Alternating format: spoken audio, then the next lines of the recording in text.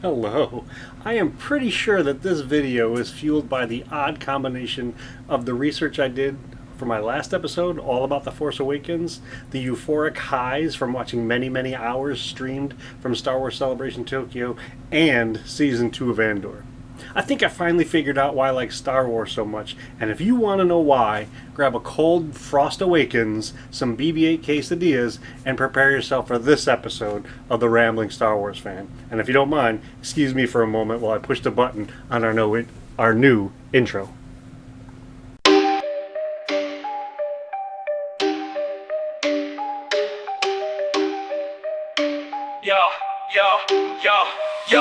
Yo. Well, welcome to the galaxy where the rhymes get snappy. Rambling Star Wars fan, Ken's the host, it's happy clappy. The Force Awakens, new gens on the rise. But yo, what's with C-3PO's red disguise? George Lucas crafted this world pure of invention. Now Ken breaks it down, every line gets attention. Pop the mic like a saber, light up the mood. Star Wars trivia turned into lyrical food. Ken's a Jedi master of commentary flow, breaking Star Wars down for fans in the know. Hype like pod racers, resume no pause. This is the Rambling Star Wars Fan with applause. Exploring galactic far away dreams, from Ewoks to Kylo, theories and themes. Ken's rhymes stay sharp, no cut from the blade. Rambling hot takes make nerd serenade. Yo, light the saber off beat but so clever. Ken the rhyme Jedi, a force that won't sever. The galaxy raves as we drop lyrical spans. All hail the Rambling Star Wars Fan.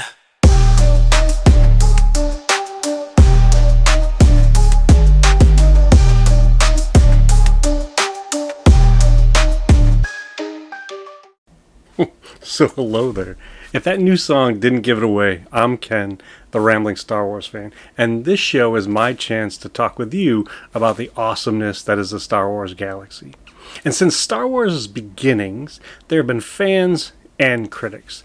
The fans have sung its praises, worn its t-shirts, bought its toys, read the books, watched the material over and over again, and talked about this stuff with whoever will listen, friend or enemy. And the critical response has been a mixed bag throughout the years, with some critics reveling in its creativity and filmmaking advancements, while others have spewed forth opposing comments while calling some of the quote-unquote fans immature and mindless. And if you're listening to this show, then you know that I'm an unapologetic fan of the material that George Lucas and his team of makers have been sharing with us since the 1970s, as well as the material from Kathleen Kennedy, Dave Filoni, Tony Gilroy, and the entire Disney-era band of creatives. And it continues to amaze me and confuse me that viewers can watch the same content and have wildly different responses to it. On more than one occasion, I've said either in my head or out loud for the world to hear, are we even watching the same thing? So while I was working on the last episode, I had some moments of bright clarity on that very question. Bunches and bunches of thoughts that sprang from one short scene that started at the roughly 1 hour 19-minute mark. I watched the scene, listened to the dialogue, and my brain was off to the races like fathiers on Canto Bite, making bunches and bunches of different connections. And I'm going to play that scene now and then guide you through some of the things that ricocheted throughout my brain from that one short scene.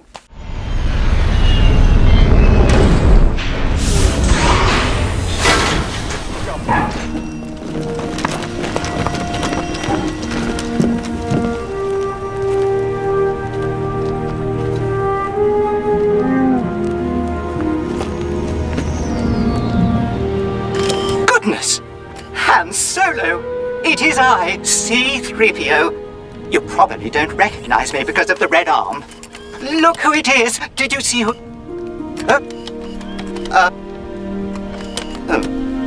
Excuse me, Printer. General, sorry.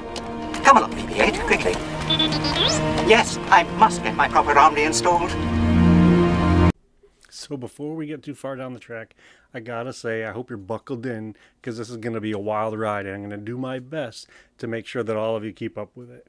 So that scene that we just saw, the first time that we got to see The Force Awakens was on Thursday, December 17th, 2015.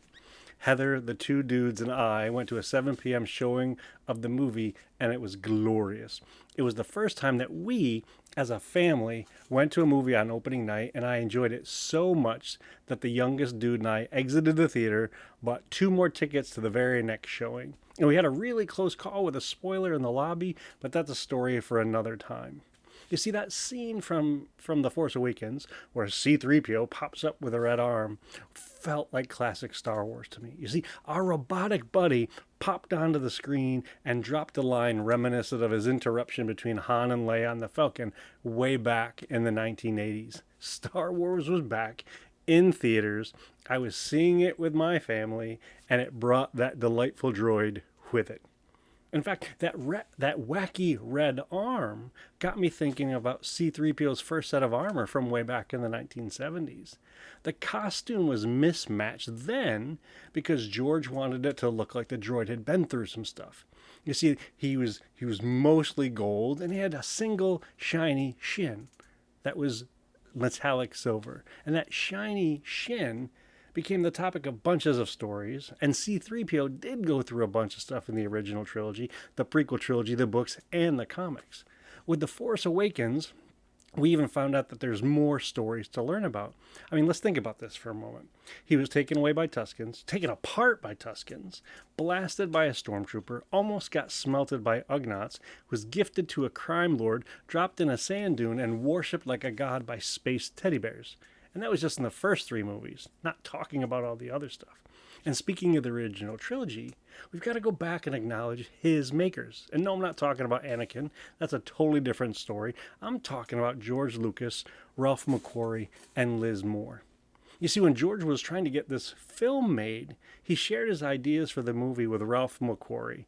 And Ralph McQuarrie, the artist, went off and made a bunch of drawings and paintings, and those paintings were used to sell the story, sell the movie to the media leaders, the company heads, and like Alan Ladd Jr. finally signed on and said, yes, I want to make this movie. And part of that agreement was based on Ralph's drawings. In fact, some of the concept ideas, especially the ones for the protocol droid and his smaller co-adventurer R2-D2, were used to help build the costumes. And the two of there was a very famous picture of the two of them in the desert that took inspiration from Bridget Helm's character Maria in Fritz Lang's movie Metropolis. And I think that movie is from the 1920s or something like that.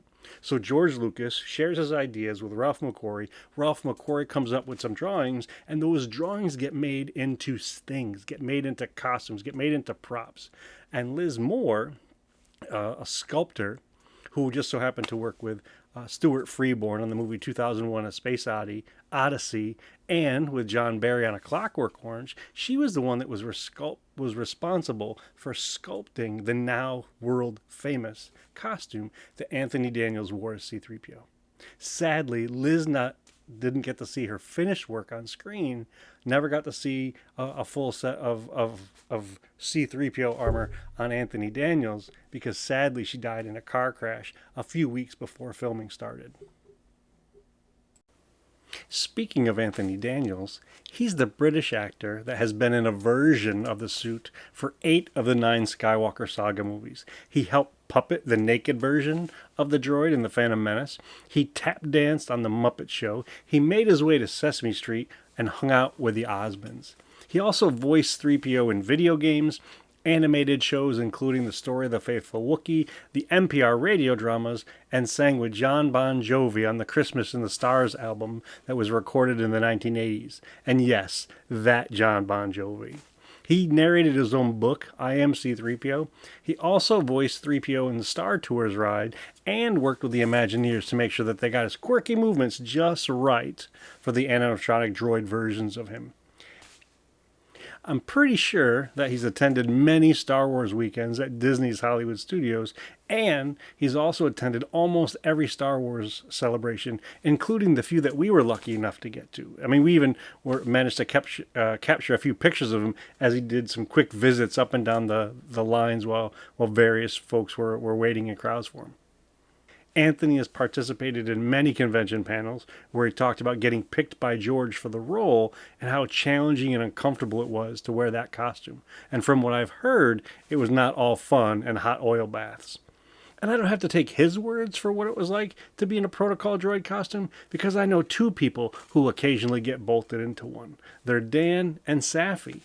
Dan rocks a shiny C-3PO complete with a silver shin, while Safi struts her stuff in a 000 costume, the murder bot, the black protocol droid that's seen in the Dr. Aphra comics. And I've worked on a Star Wars fan film with both of them, have gone to conventions with both of them, and even co-hosted a panel at Fan Expo Philadelphia 2023 with Safi and her sister Zoe from the Star Wars Geek Girl podcast, and their dad, Mike Hinton. And now that springs me into thinking about Mike. I mean, Mike and I met at a Mando Mercs armor party. He was kind enough to give me a few resin cast Mando coin, and since then we've worked on resin cast clone trooper helmets, two 3D printed pit droids, a couple protocol droid heads, some Mandalorian armor, and a Tusken Raider mask. We've also been podcasting together on the Inflatable Falcon for a few years now. Heck, he even helped me launch 3 other shows. Thank the Makers, which turned into the forces behind Star Wars, Bounty Hunting Across the Galaxy with Todd and Ken, and then this show, The Rambling Star Wars Fan. I mean, I'm lucky. I've learned a lot from Mike, and our shared creative interests and associations with Star Wars has connected us with many, many other friends, too. I mean, we've got Dan, Marty, Quinn, Sean, John, Justin, Marcus, Jeff, Ned, Kerwin, and Keith, and Matt. And going back to Fan Expo Philadelphia for a moment, Mike and I co-hosted another panel there. Sean and Matt were our guests. We talked about the different ways that Star Wars has inspired us. Sean talked about working on various costumes, including his Force Ghost Luke Skywalker and the gear that the Galactic Empire wears while they're out on tour. In fact, they're a band that Mike and I just so happened to see this year on May the 4th. You see, they play heavy metal versions of John Williams music, and Sean and Mike have worked on their costumes behind the scenes. And when we were on that panel with Matt talked with the audience about his fan film called The Han Solo Chronicles, and even went so far as to premiere a trailer to it. And the Han Solo Chronicles may be the closest thing that I'll ever get to actually being in a Star Wars movie. And I'm not even saying I'm in it. I mean, it may come as a surprise to you to learn that I'm not really that comfortable being on camera or being the focus of attention. Yeah, as I say this into a camera that is recording this to put on YouTube and to be shared with the entire world. Yeah, I know that sounds pretty ironic, but still, stick with me. You see, Mike and a small herd of other costumers had their moments in various scenes while I was doing my best off-screen to honor Ken Nightingale in my roles as Boom Boom and Clapper Boy. You see, Matt played Han, Marty was there as Chewbacca, Dan was there as the Golden One himself, Mike was in his trooper costume along with a whole bunch of other folks. And I mean, let's get back to 3PO for a minute, because that's where this all started. This little bit of rambling was inspired by a brief scene in The Force Awakens. Yeah, that single scene with C-3PO and his bright red arm. And in case you're wondering, there is a very cool one-shot Marvel comic that was published in 2016 that talks about why he has a red arm. And I'm not going to spoil it here, but it does involve a tentacled creature and another droid named Zero MR1. And thank you so much for tagging along on this somewhat wackadoodle abridged stream of consciousness that was inspired by C-3PO. I mean, I spared you from listening to me talk about John Williams' droids motif, or the C-3PO tape dispenser, or C-3PX, another murderous protocol droid, or the C-3PO head that was gifted to me by Heather from Disney Springs during one of our many trips to Florida. I also saved you from my disappointment with Andor Season 2 that there was no C-3PO in any of the episodes. But don't worry, I'm going to put an entire episode together about the Droids cartoon from the 1980s, and that will surely make up for it. And so I think I finally figured out why I like Star Wars so much. And first of all, it's because there's so much Star Wars to like. I mean, there's more than a dozen movies, hundreds of books and magazines, thousands of comics, tons of documentaries, interviews, and panels to watch or listen to. And then there's all the makers that we get to know about. We get to learn about their inspirations and the concepts that they put together to figure out what actually shows up on screen for us in its finished form. And it continues to amaze me how it's possible for so many different people from so many different backgrounds who are able to work together and put together a single show or movie. And then lastly, there are all my personal connections to the material. Yeah, I watched it and read it and listened to it and quote it. And I also work to understand it, and I collect things related to it, and I meet people who worked on it. And I even attempt in my small way to spend time talking with people who do similar things. In fact, even going so far as to record videos like this for all of you to enjoy. See, all of Star Wars, for me, is one big nostalgic nugget after nostalgic nugget. And so that question that I asked earlier, are we even watching the same thing? I think my answer that I've come to is nope, not even close. And I finally come to terms with it. I finally am okay with that. And if you're listening to this or watching this show, then I'm going to guess that you're kind of okay with that too, and understand that, yeah, we aren't watching the same thing, and that's okay. And I don't care if you call yourself an inebriated critic, if you think you have some great last name, or you're super proud of your theory.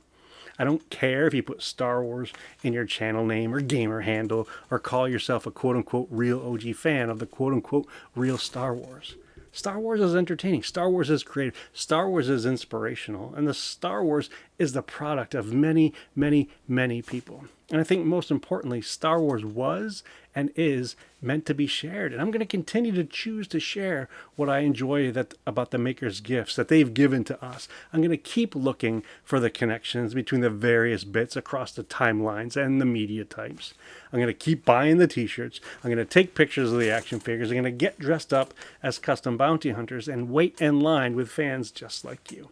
And I'm going to keep making videos just like this. So thank you for checking out this episode of The Rambling Star Wars Fan, and for helping me get this channel to the double digits of YouTube subscribers. We're inching our way closer to that magic number of 1,977, and I have all of you to thank for it. In fact, in the words of C-3PO, I think he's the one that said, "Thank the maker."